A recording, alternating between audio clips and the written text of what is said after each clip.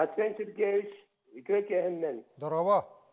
Kanal kuluğun açıkta oluktağı Arıvan Sovyet'in Brişidiyatın Solbuyatçıta Boris Petrovich Protadyakhinov gençizdim. Bu kihibit Sakar Respublikası'nın Tabasaki prezidenti. Bu kanallar bir samay ötüktir kihibit Mikhail Efimович Nikolayev Атынан проспект бар болла, онда яқулға мақталбын тердерін. Мақтал Борис Петрович. Республика, бастеке президент атынан проспектқа тұрар микрорайон кенет улата ұлы кехебет күрдік. Мен сана бар бараға күштілі орыен болуқтар диханыбын. Вастаула аттан Сергеевич, мен яқа бик вопрос беремін. Тоқты күтінлара күтілері ке микрорайонға Онна аңала кuluğun onun Sergey'ten asıttan Seyyaha barga maktal bütün terden. Ve ikişileri onunla çeken bir oraya bakarabın. Maktal.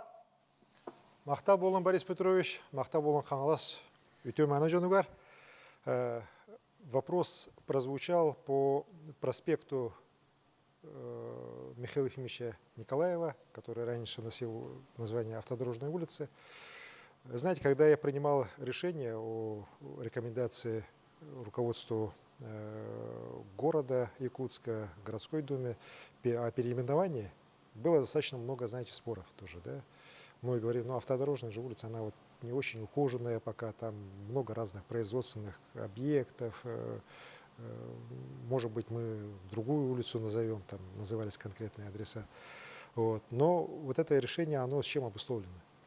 Михаил Ефимович всегда был человеком, который устремлен в будущее. Вот. До самой его смерти меня его поражала, вот знаете, вот его молодость, его ума. Он никогда не говорил особо там о прошлом. Вот. Да и о настоящем он так не особо много разговаривал со мной. Он всегда говорил о будущем. И его мысли, они, конечно, были всегда очень интересны. Можно было с ним не соглашаться, спорить, так, но в целом все его мысли были о будущем, светлом будущем нашей Якутии и ее народа. И вот этот проспект, который сегодня назван его именем, это новая ось развития города Якутска. Сегодня уже очевидно, что Якутск будет развиваться, ну, вот его вот центральная часть, скажем так, именно в южном направлении, где наиболее сегодня хорошие объекты многоэтажного строительства, социальных объектов, красивых новых общественных пространств будут появляться. Вот тоже территория, вот, ну, по-старому назову Радиополя или Ланхланда, да, она же будет в скором времени уже застраиваться. И там у нас появится новый межвузовский кампус. Я уверен, что мы его построим так, с очень красивой архитектурой. Будет построен кинопавильон, о котором мы сегодня говорили. Во главе, вот это, в самом начале этого проспекта будет стоять артистский центр эпоса и искусств. Так, само по себе тоже очень красивое здание будет, когда его достроят в течение года.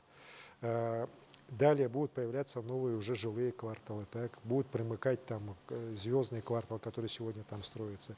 Есть другие проекты, связанные с застройкой территории, которые сегодня, ну, носят пока, может быть, непрезентабельный характер, но я же знаю, какие проекты будут реализованы, к каким участкам уже есть большой интерес у крупных строительных компаний.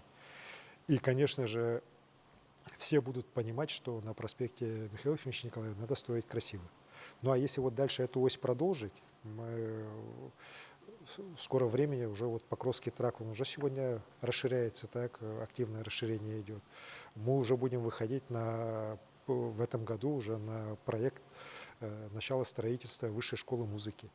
Вот мы 27 апреля, в День Республики, могу это анонсировать, да, послезавтра будем забивать первую сваю под новое здание Высшей школы музыки с интернатом. Современное красивое здание будет построено.